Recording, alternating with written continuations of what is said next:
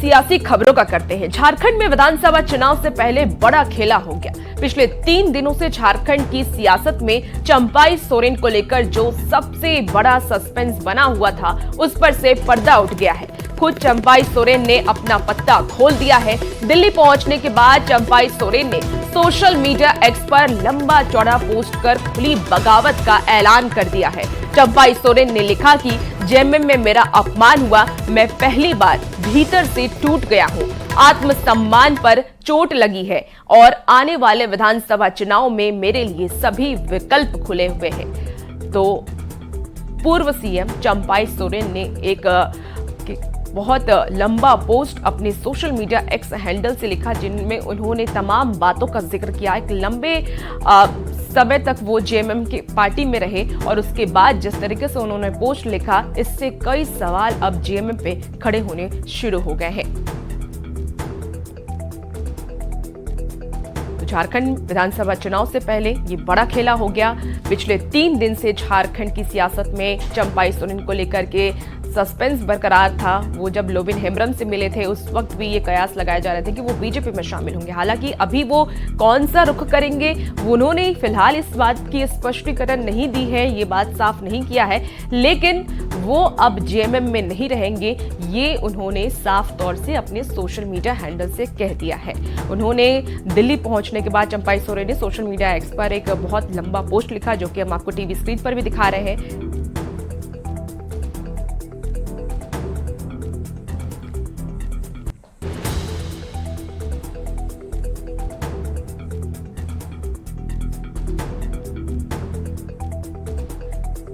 और हमारे साथ ब्यूरो चीफ रांची से दिवाकर तिवारी हमारे साथ लाइव जुड़ चुके हैं और अमितेश भी हमारे साथ लाइव जुड़े हुए हैं। आज इसी मुद्दे पर हम चर्चा करेंगे कि सीएम चंपाई सोरेन का अगला रुख क्या होगा। सबसे पहले दिवाकर तिवारी के पास चलते हैं। सर, आपसे ये जानना चाहेंगे कि अब पूर्व सीएम चंपाई सोरेन का अगला रुख क्या होगा, क्योंकि उन्होंने अब जेएमएम से तो बगावत कर दी है।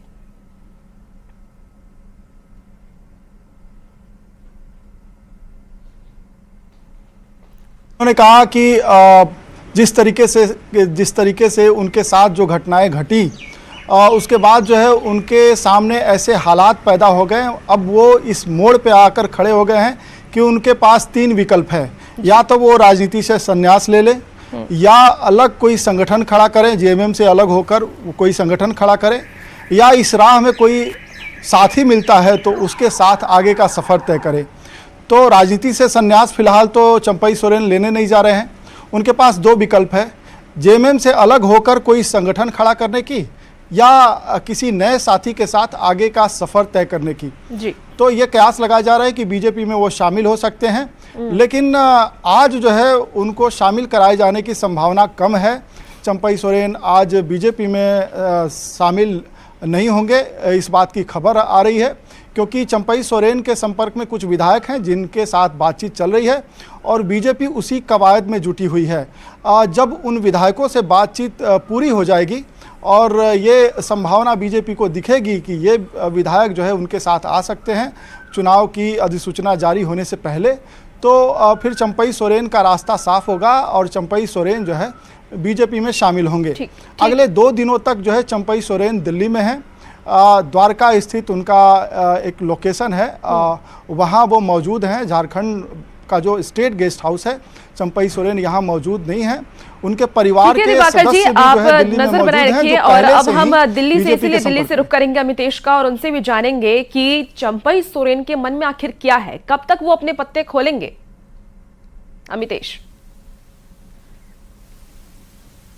देखिए, निश्चित रूप से चंपाई सोरेन कल दिल्ली पहुंच चुके हैं और दिल्ली पहुंचने के बाद उनकी तरफ से जो बयान आया और उसके बाद उनकी तरफ से जो सोशल मीडिया पर पोस्ट किया गया, उसमें सब कुछ क्लियर हो गया। खासतौर से सोशल मीडिया पर जो पोस्ट हुआ उसमें इस बात की संभावना जो है बिल्कुल साफ हो गई है कि जेएमएम में अब चंपाई सोरेन ज्यादा दिन तक रहने वाले नहीं है, जेएमएम के मेहमान अब नहीं है, वो बीजेपी में शामिल हो सकते हैं। इस बात की पूरी संभावना है। जो सोर्स बता रहे हैं उसके मुताबिक बीजेपी भी चाहती है कि केवल चंपाई सोरेन ही नहीं, उनके साथ और भी जितने भी जो बागी विधायक हैं और जो असंतुष्ट विधायक हैं हेमंत सोरेन से, जेएमएम से, वो सभी एक साथ आए है, उसमें चमरा लिंडा है, लुबिन हेम्ब्रम है और समीर मोहंती हैं। तो इस तरह के और भी कई विधायक हैं जिनको एक साथ ला करके बीजेपी में शामिल किया जाए, जिससे मैसेज जाएगा कि एक पूर्व सीएम और उनके साथ इतने विधायक जो आदिवासी समाज के हैं उनको एक साथ लाकर बीजेपी झटका दे रही है जेएमएम को। और पूरी की पूरी तैयारी है बीजेपी की, एक कवायद चल रही है कि इस 6-7 जो विधायक हैं चंपई सोरेन समेत उनको बीजेपी में शामिल किया जाए, सबको विधानसभा चुनाव में पार्टी के सिंबल पर चुनाव मैदान में उतारा जाए। इसके अलावा जो 2 ऐसे लोग हैं जो चुनाव हार चुके हैं, सीता सोरेन है और दूसरी गीता कोड़ा, दोनों लोकसभा चुनाव लड़ी थी, दोनों लोकसभा चुनाव हार गई हैं। तो इसके अलावा अर्जुन मुंडा है, वो चुनाव हार चुके हैं, पूर्व मुख्यमंत्री हैं। तो बीजेपी चाहती है कि जो पहले से बीजेपी के भीतर मौजूद जो 5-6 जो इस तरह के कद्दावर आदिवासी नेता हैं, इसके अलावा 5-6 और नेताओं को जेएमएम से जो लाने की तैयारी चल रही है, सबको एक साथ चुनाव मैदान में उतारा जाए और मैसेज दिया जाए। विधानसभा का चुनाव काफी नजदीक है और ऐसे में अब बड़े नेता बीजेपी का रुख कर रहे हैं। विधानसभा के चुनाव में जेएमएम को कितना बड़ा झटका लगने वाला है? देखिए, निश्चित रूप से जेएमएम को झटका लगेगा, क्योंकि नैरेटिव जो सेट होता है उस पर बहुत कुछ निर्भर करता है। और नैरेटिव एक सेट होगा कि आपके पूर्व मुख्यमंत्री चंपई सोरेन, जो कि काफी कद्दावर नेता रहे हैं, शिबू सोरेन के साथ उन्होंने काम किया है, उसके बाद हेमंत सोरेन के कैबिनेट में भी वो मंत्री रहे। हेमंत सोरेन जब जेल गए तो उन्होंने चंपई सोरेन को ही मुख्यमंत्री बनाया, लेकिन जब उनको मुख्यमंत्री के पद से हटाया गया तो वो कह रहे हैं कि हमें अपमानित किया गया। तो निश्चित रूप से जेएमएम को झटका लगेगा जब कद्दावर नेता जेएमएम छोड़ करके, हेमंत सोरेन का साथ छोड़ करके बीजेपी में शामिल होंगे, तो एक मैसेज जाएगा। लेकिन लोकसभा चुनाव की बात करें तो लोकसभा चुनाव के वक्त भी ऐसा ही हुआ था, लेकिन उस वक्त जनता ने बीजेपी का साथ और इन नेताओं का साथ नहीं दिया था। उस वक्त देखा जाए तो 5 की 5 जो ट्राइबल सीटें हैं, सभी सीटें बीजेपी हार गई है झारखंड में। तो ये ऐसी बातें हैं जो कि जेएमएम को लगता है कि इनके जाने से कोई फर्क नहीं पड़ेगा, लेकिन बीजेपी विधानसभा चुनाव में किसी भी तरह से कोई कोर कसर छोड़ना नहीं चाहती, इसलिए इस तरह से पूरा मैसेज दे रही है कि हेमंत सोरेन के अलावा। आप नजर बनाए रखिए अमितेश, और दिवाकर तिवारी भी हमारे से जुड़े थे, आपका भी बहुत शुक्रिया। और अब खबरों में आगे बढ़ेंगे। चंपाई सोरेन के मन में क्या है, कब तक अपने पत्ते खोलेंगे चंपाई, और चंपाई का अब अगला कदम क्या होगा, ये तो आने वाला वक्त ही बताएगा। चंपाई सोरेन की बगावत के बाद सियासत तेज हो गई है। बीजेपी का कहना है कि जेएमएम की नैया डूबने वाली है, वहीं कांग्रेस ने इसे बीजेपी का षड्यंत्र करार दिया है। से एक परिवार ने इस पार्टी को और इस राज्य को तहस नहस करने का प्रयास किया है, और जो चंपई सोरेन का जो आज दर्द दिखा है वो भी इसी की परिणति है। देखिए, बहुत बड़ा इम्पैक्ट है, इसमें तो कोई डिनाई नहीं कर सकता कि चंपई सोरेन नंबर 2 थे। मुझे ये लगता है कि और कोई विधायक इस षड्यंत्र और साजिश में के शिकार नहीं हुए हैं। एक लुबिन हेम्ब्रम जी के विषय में चर्चा है और एक चंपई सोरेन जी के विषय में चर्चा है, और हमें लगता है कि और तमाम विधायक एकजुट हैं और भारतीय जनता पार्टी के साजिश को बेनकाब करने के लिए, उनके मंसूबे पर पानी फेरने के लिए लोग पूरी मुस्तैदी के साथ लगे भी हैं।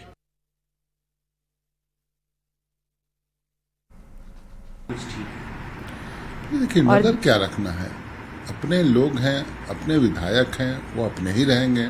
सभी का बयान भी आ गया, ऑडियो वीडियो सब स्टेटमेंट आ गया। पार्टी पूरी तरह से एकजुट है, इंटैक्ट है, मजबूत है, और यही मजबूती के कारण ही तो आज विपक्षी परेशान है। हेमंत सोरेन की मजबूती से घबराकर इस तरह का काम विपक्ष के इशारे पर कुछ लोग उसके जाल में फंस जाते हैं। देखिए, बहुत ही भावुक पोस्ट है एक्स पर चंपई सोरेन जी का, पूर्व मुख्यमंत्री का, और ये झारखंड मुक्ति मोर्चा के भीतर खाने की घटिया राजनीति और जो वहां चालबाजी है उसको एक्सपोज करता है। इन्होंने स्पष्ट रूप से लिखा कि हेमंत सोरेन जब जेल से बाहर आए तो मुख्यमंत्री रहते हुए भी उनको कह दिया गया कि अगले 2 दिनों तक आप किसी कार्यक्रम में हिस्सा नहीं ले सकते। साहब, कौन मुख्यमंत्री से भी बड़ा संवैधानिक पदाधिकारी हो जाता है राज्य में जो मना करता है? भाई, व्यक्तिवादी और परिवारवादी पार्टियों में यही होता है। फिर उनको कहा गया कि विधायक दल की बैठक है, जबकि विधायक दल की बैठक बुलाने का नैतिक अधिकार विधायक दल के नेता यानी मुख्यमंत्री को था, और उसके बाद इनसे विधायक दल की बैठक में इस्तीफा लिखवा लिया जाता है जबरन। तो ये पूरे तरीके से तिरस्कृत और अपमानित किया इन्होंने पूर्व मुख्यमंत्री चंपई सोरेन को।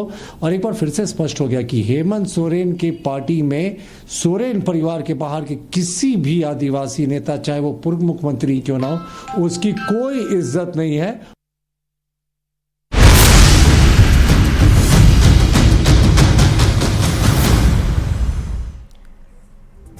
और इसी बीच इस वक्त की बड़ी खबर राज्य से सामने आ रही है। लोबिन हेम्ब्रम को बीजेपी के कॉल का इंतजार है। दिल्ली बीजेपी से फाइनल कॉल का इंतजार है। लोबिन हेम्ब्रम को फिलहाल रांची स्थित आवास पर मौजूद है, तो बीजेपी आलाकमान से संकेत मिलने के बाद मीडिया से करेंगे वो बात। और जानकारी के मुताबिक तबीयत खराब होने की वजह से रांची स्थित आवास पर वो फिलहाल आराम कर रहे हैं। तो रांची से आपको इस वक्त की बड़ी खबर बता रहे हैं, दिल्ली बीजेपी से फाइनल कॉल का इंतजार लोबिन हेम्ब्रम को है। फिलहाल रांची स्थित अपने आवास पर वो मौजूद है।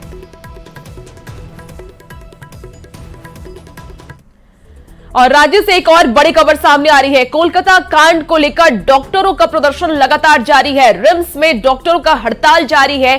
13 अगस्त से हड़ताल पर है डॉक्टर। तो रिम्स के जूनियर डॉक्टर हड़ताल पर है। इमरजेंसी छोड़कर सभी सेवाएं ठप है। हेमंत सोरेन की अपील के बावजूद डॉक्टरों ने अपना हड़ताल आंदोलन जारी रखा। झारखंड के स्वास्थ्य कर्मियों की सुरक्षा पर राज्य सरकार और रिम्स प्रबंधन से जूनियर डॉक्टर लिखित रूप में चाहते हैं आश्वासन। आपको बता दें कि सेंट्रल प्रोटेक्शन एक्ट पर भी लिखित रूप में डॉक्टर आश्वासन चाहते हैं।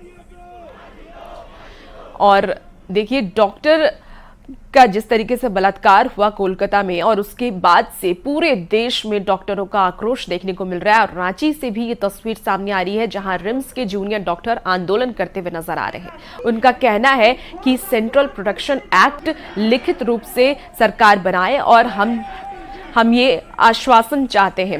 ज्यादा जानकारी के लिए रांची से न्यूज़ 18 के संवाददाता गौरव झा हमारे साथ लाइव जुड़ चुके हैं और उनसे जानेंगे कि फिलहाल क्या स्थिति है। वहां पर डॉक्टरों का प्रदर्शन लगातार जारी है। डॉक्टर क्या मांग कर रहे हैं?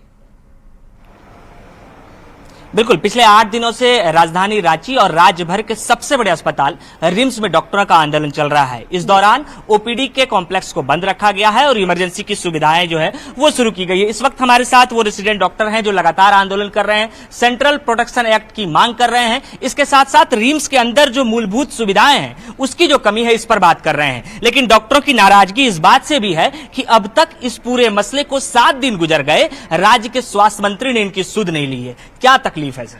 जी देखिए, हम लोग 8 दिन से प्रोटेस्ट कर रहे हैं। यहाँ पे हम लोगों को एक साथ आना पड़ रहा है, ओपीडी कॉम्प्लेक्स को बंद कराना पड़ रहा है। आज छुट्टी के दिन, रक्षाबंधन के दिन भी हम लोग अपने अपने घर में ना हो करके यहाँ पे एकत्रित हुए हैं, जबकि हमारी ड्यूटी आज नहीं है।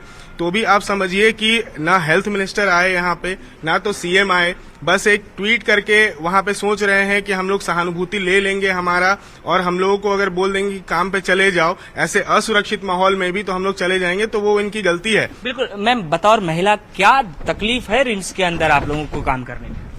सबसे पहले तकलीफ तो ये है कि जो भी हम लोग नाइट ड्यूटी में रहते हैं, जो भी महिला डॉक्टर्स हम लोग नाइट ड्यूटी में रहते हैं, हम लोगों को ये ड्यूटी करते समय ये आश्वासन नहीं होता है मन में कि कहीं सीसीटीवी कैमरा होगा जो हमारे साथ अगर कोई दुर्व्यवहार करेगा तो वो कैमरा कैद कर रहा होगा।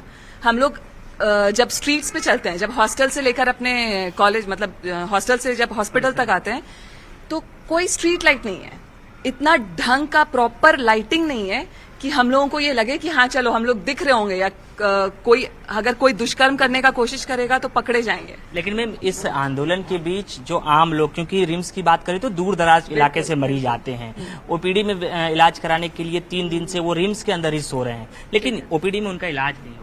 बिल्कुल, आप ये मरीज के ध्यान रखने का सवाल जो आप हमसे पूछ रहे हैं, अब आपसे एक सवाल हम पूछना चाहते हैं और आपके माध्यम से हम देश की जनता से और जो भी ये लोग, जो सरकार में जो लोग बैठे हैं सत्ता में, उनसे ये पूछना चाहते हैं कि मरीज का इलाज होना जरूरी है, हम मानते हैं, लेकिन एक बात बताइए, अगर नाइट ड्यूटी करती हुई एक महिला डॉक्टर, अगर वो एप्रन में है, स्टेथ में है, पूरे अपने 36 घंटे के ड्यूटी में है, अगर वहां वो सेफ नहीं है तो घर में बैठे आपकी बहू बेटियां सेफ हैं क्या? और ये आंदोलन सिर्फ हमारा सफेद कोट का नहीं है, ये पूरे देश का आंदोलन है। हम ये पूरे देश की महिलाओं की सेफ्टी के लिए कह रहे हैं।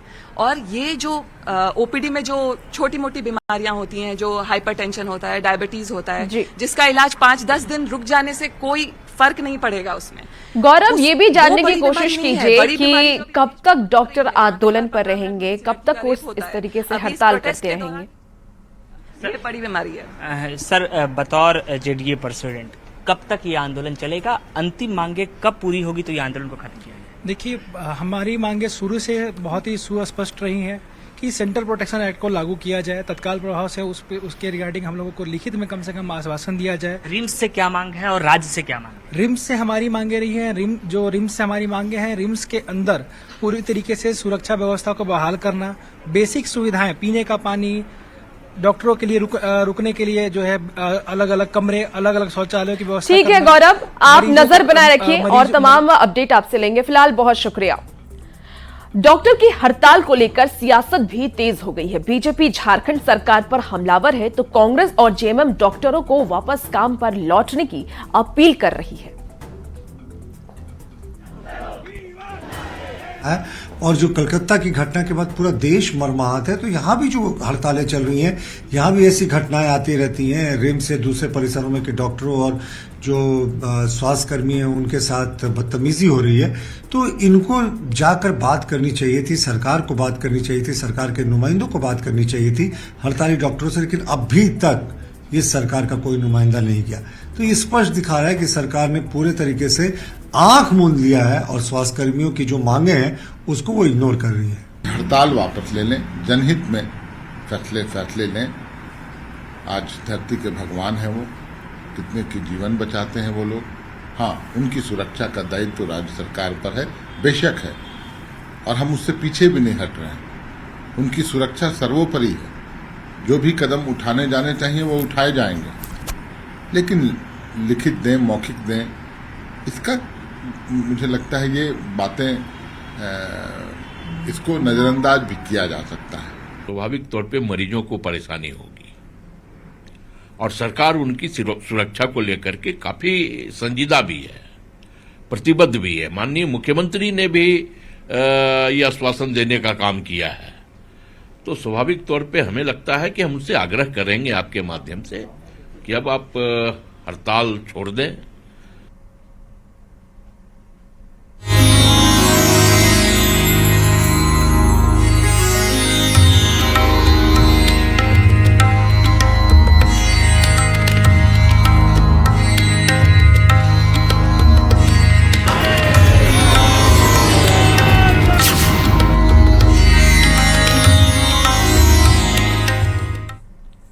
आज सावन का अंतिम सोमवार है और आज सावन पूर्णिमा और रक्षाबंधन का पर्व भी मनाया जा रहा है। हर तरफ लोग शिव की आराधना में डूबे हुए हैं। भगवान भोलेनाथ के जयकारों से पूरा माहौल गूंजमान है। आपको बता दें कि शिवालयों और मंदिरों में भक्तों की भारी भीड़ उमड़ पड़ी है और झारखंड के देवघर में भी यही हाल है।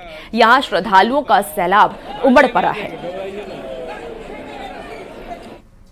और इसी के साथ रुकेंगे एक छोटे से ब्रेक के लिए, जल्द हाजिर होते हैं।